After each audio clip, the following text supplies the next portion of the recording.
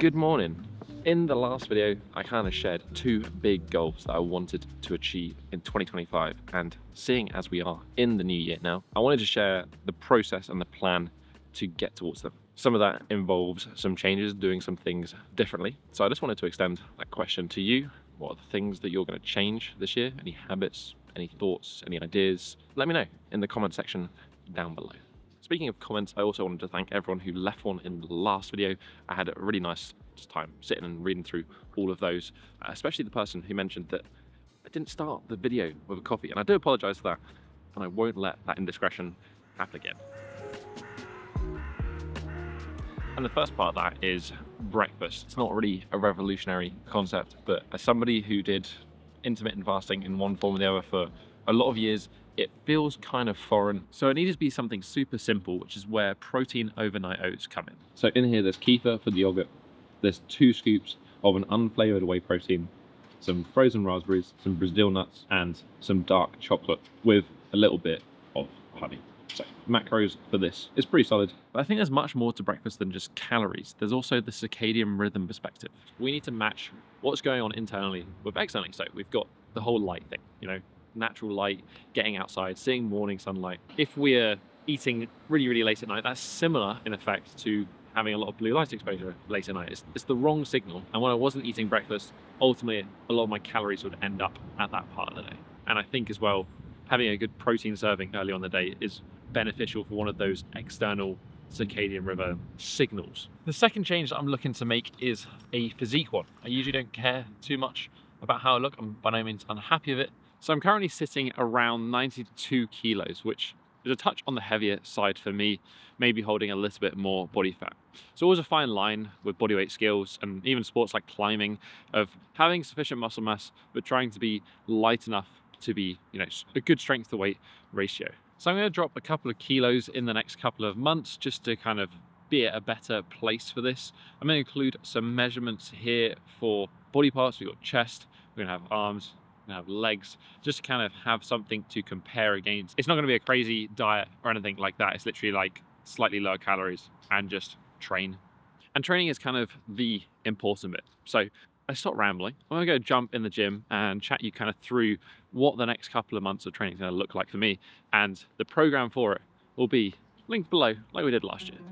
So I'm trying to take a beginner's mindset this year when it comes to realizing these final 2 goals, starting with transforming this rather unimpressive squat into double body weight. This is very much a general physical preparedness or GPP phase of training. It's all about doing work, not being too specific with the strength, conditioning the relevant muscles that need to be worked. So we've got that nice wide base to develop those goals from. I'm doing simple back squats here, but I'm focusing a little bit more on density rather than intensity, using suboptimal sets for rest between 60 and 90 seconds. You want to do 1 rep of something really hard.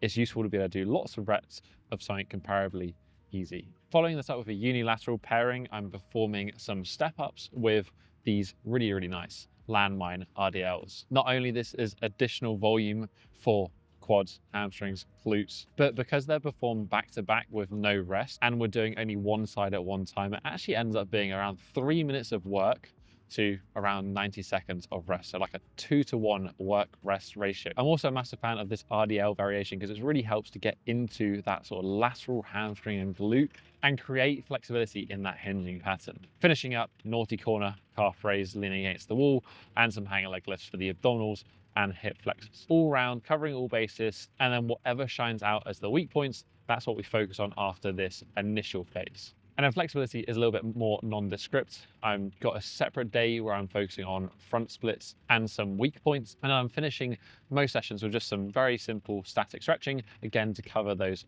foundations to build upon. For the upper body, we're taking much the same approach. GPP phase, let's keep it general, let's cover all different bases, all different patterns. But the focus here is on making things progressive. So something that we can increase incrementally harder over the weeks. For the pike push-up, we can do this by increasing the height of the legs, higher is harder. We can also do it by increasing range of motion. The more range we have, the deeper we go, the harder this is. For the chin-ups, we have the weighted chin-up. This is like the deadlift of the upper body. We can just incrementally keep adding load.